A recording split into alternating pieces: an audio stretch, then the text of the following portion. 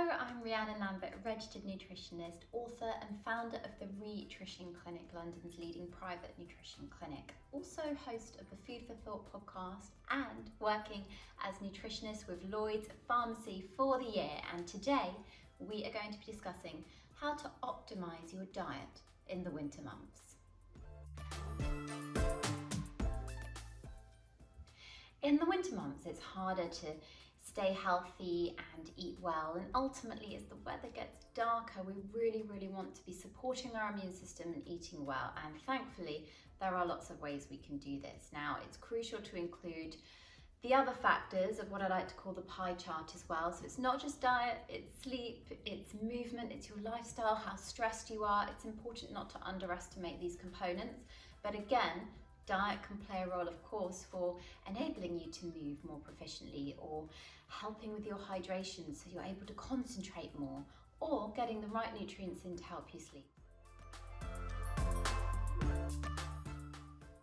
Now, there are some key nutrients that we need to be focusing on in the winter months, and the first, I think you've probably all heard about, but perhaps it's a bit misunderstood, and that is vitamin D. And vitamin D plays a very important role with supporting our immune system. So the advice at the moment in the UK, the broad advice that we're given, is to take a supplement of 10 micrograms. You'll see that written as either UG or MCG on the supplement from September to April, which is when we tend to get these darker, colder days, the lights going, you just feel low, and I think taking a supplement is an extremely important way to stay healthy then.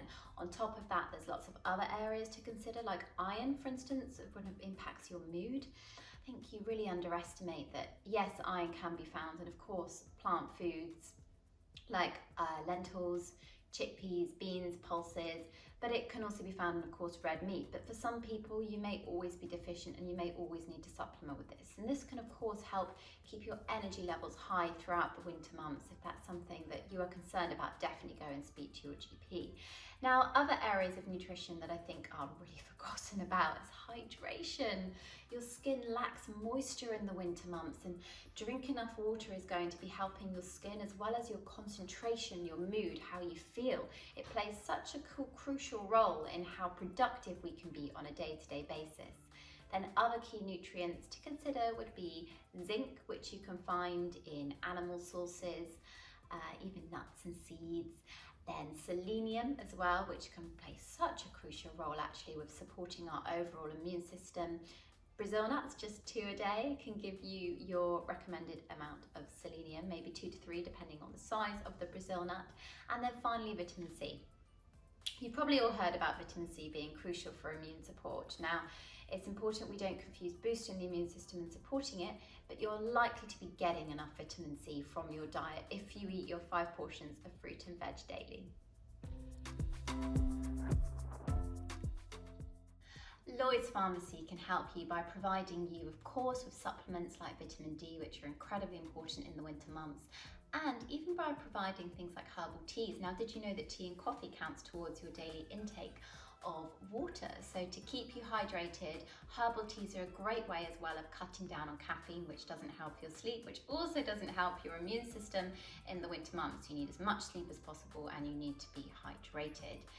Now, it also can help with things like offering Manuka honey. I think Manuka honey is a very underrated product. There's a lot of research now which is up and coming, and even the NHS has recommended using Manuka honey when you're feeling a bit run down. But it could also be a placebo. So we obviously need to investigate a lot further, but there's a key component in the honey that is thought to be antibacterial, and that is all summed up in the MGO rating. So you need to look at the honey, look at the MGO, which stands for methylglyoxine, on the side of the pack, and then you'll be able to see if it's got a strong antibacterial property to the honey. There's also a lot of traditional remedies and things you could be turning to. Now, a lot of them are just placebo, meaning if they make you feel good, that's fine. Things like chicken soup, such a classic when you're feeling a bit cold and run down in the winter months. But there is a component in chicken that may be useful in reducing that stuffiness when we've got a cold. But there's only a few studies on that, a handful of them, and we need obviously a lot more research But if you're loving a traditional soup, why not go for it? There's also lemon, ginger and honey drinks, which are a good way of staying hydrated, getting a bit of vitamin C in. If you're feeling a bit, under the weather, then you could try ginger to reduce any nausea symptoms perhaps. And then I'd say the final remedy that doesn't really have any evidence are turmeric shots. A lot of research on turmeric is on the curcumin component of turmeric, which is like a powerful antioxidant inside turmeric, but it's only been conducted in labs, not in everyday life. And in those laboratory studies, you can't really apply what's been done with such a strong component of curcumin to the amount that you would probably have in a drink at home. But I hope these tips have been helpful. You can browse through a variety of products and supplements over at LloydsPharmacy. You can check out the website or of course visit your local community store.